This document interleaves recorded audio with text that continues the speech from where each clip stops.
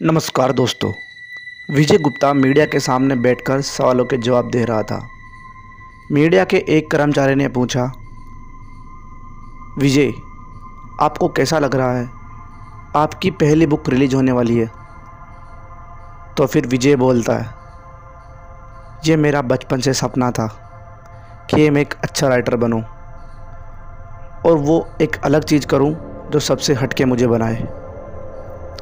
उन्हीं रिपोर्टरों के बीच में से एक लड़की बोलती है, आपकी बुक के बारे में हमें थोड़ी सी कहानी बताइए कि इसके अंदर कहानी क्या है, ताकि लोगों को सस्पेंस बढ़ सके और वो फिर ज़्यादा से ज़्यादा बुक खरीदे। विजय बताता है कि मैं आपको कहानी बताता हूँ कि इसके अंदर वो आखिर है क्या। वैम्पायर की एक कहानी है। मैं आपको बता दूँ, वैम्पायर वो होता है जो इंसान की तरह होता है, परंतु वो अंदर से एक पिशाच होता है। वो पिशाच जो लोगों का खून पीकर अपने आप को स्वस्थ बनाते हैं। विजय बताता है कि मैं अपनी कहानी को बताने से पहले आपको बता दूं कि ये कहानी वास्तव में रियल है।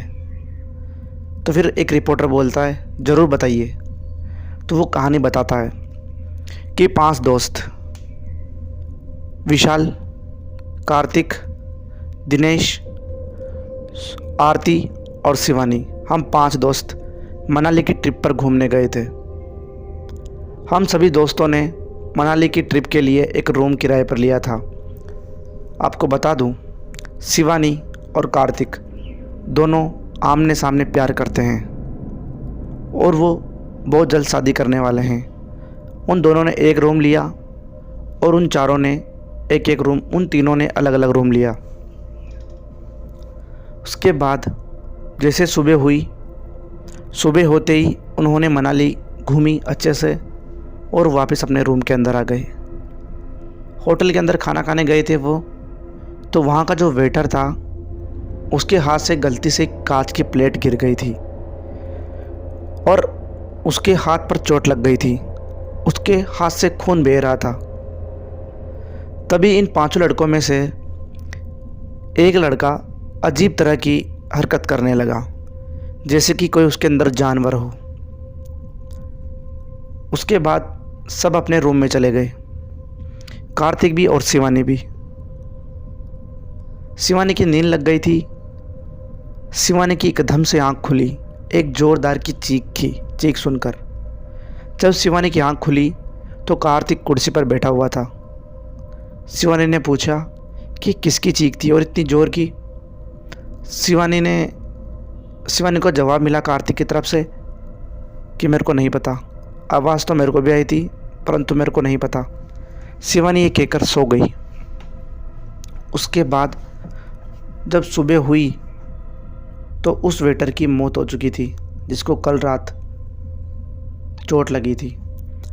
और जब उसके पास जाकर देखा तो उसके गले के अंदर 2 लंबे लंबे दांत थे जो किसी पिशाच की तरह थे और उसकी बॉडी को देखकर यह लग रहा था कि इसका पूरा खून पी लिया गया है। 5 दोस्त फिर से मनाली के लिए दूसरे दिन ट्रिप पर, मतलब बाहर निकले घूमने के लिए। दिन भर घूमे और अच्छे से सो गए। शिवानी फिर से सोई और शिवानी को इस बार बहुत ज़ोर की चीख सुनाई दी।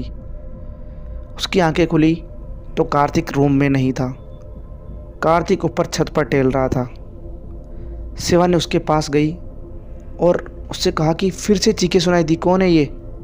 कार्तिक बोलता है, मेरे को नहीं पता, चलो अंदर। वो दोनों चले जाते हैं और जब सुबह होती है तो फिर वहाँ पर एक होटल के पास, यानी कि उनके रूम के पास, एक भिखारी रहता था। उसकी मौत हुई थी। उसकी मौत भी वैसे ही हुई थी जैसे उस वेटर की हुई थी। उसके गले पर भी 2 दांत थे और शक्ल से ऐसा लग रहा था कि इसका पूरा खून पी लिया गया है। मनाली के अंदर रोज लाशें बिछने लगी। 5 दोस्त अब मनाली की ट्रिप छोड़कर अपने घर आ गए थे। मनाली में अब लाशें रुक चुकी थी। अब उन्होंने शादी कर ली, कार्तिक और शिवानी ने। थोड़े ही दिनों में वो दिल्ली के लिए चले गए उन्होंने दिल्ली में घर लिया और वहाँ रहने लगी। दिल्ली के अंदर ही रोज़ रोज़ लाशें बिछने लगी। ऐसे कैसे हरकतें होने लगी।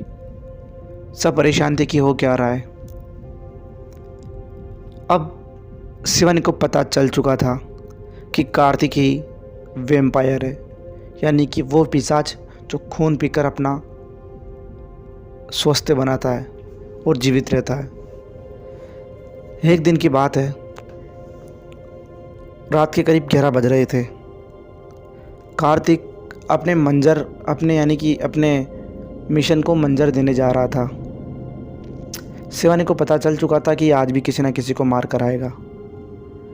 वो मारकर आ गया और उसने दरवाज़ा खोला। रात के करीब 1 बजे शिवानी सामने ही खड़ी थी। वो अपने असली रूप में देखकर, यानी कि शिवानी ने उसको असली रूप में देख लिया था और वो शिवानी की तरफ अटैक करने लगता है। परंतु शिवानी ने उसको कैसे भी करके एक रूम में बंद कर दिया और सुबह होने का इंतज़ार किया। जब सुबह हुई तो वो अंदर वो नॉर्मल हो चुका था और बाहर निकला तो अच्छे से व्यवहार किया। शिवानी बहुत रोने लगी, परंतु उसको छोड़ भी नहीं सकती थी क्योंकि शिवानी के गर्भ में कार्तिक का बच्चा पल रहा था। आज की रात बहुत भयानक होने वाली थी। कार्तिक बाहर निकला।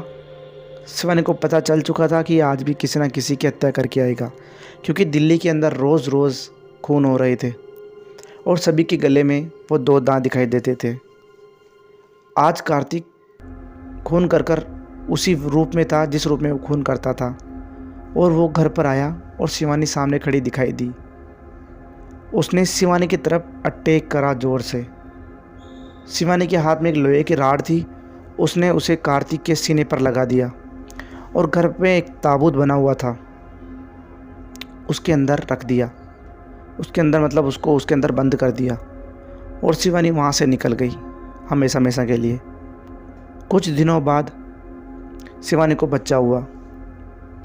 वो बच्चा बिल्कुल अपने बाप की तरह था, अपने बाप कार्तिक की तरह। उसके भी लंबे लंबे 2 दांत थे और वो भी वैम्पायर था।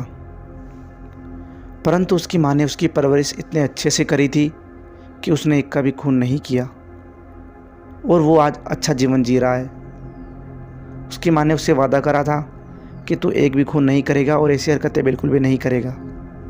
उस लड़के ने वादा किया था और वो एक अच्छे से जीवन जी रहा है अब।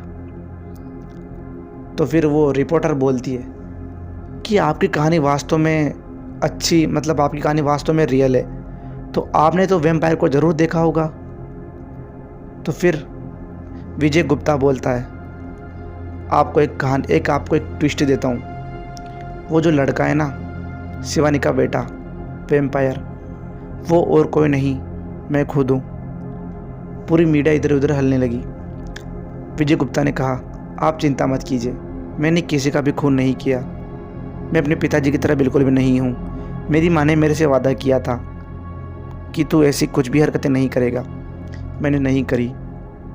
मैं एक अच्छा आदमी हूँ और मेरी बुक रिलीज़ होने वाली है। जब विजय गुप्ता की बुक रिलीज हुई तो काफ़ी पुस्तकें बिकी और काफ़ी शोहरत मिली।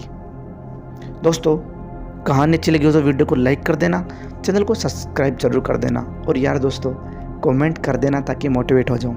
मिलता हूँ आपसे अगली कहानी में, तब तक के लिए बाय बाय।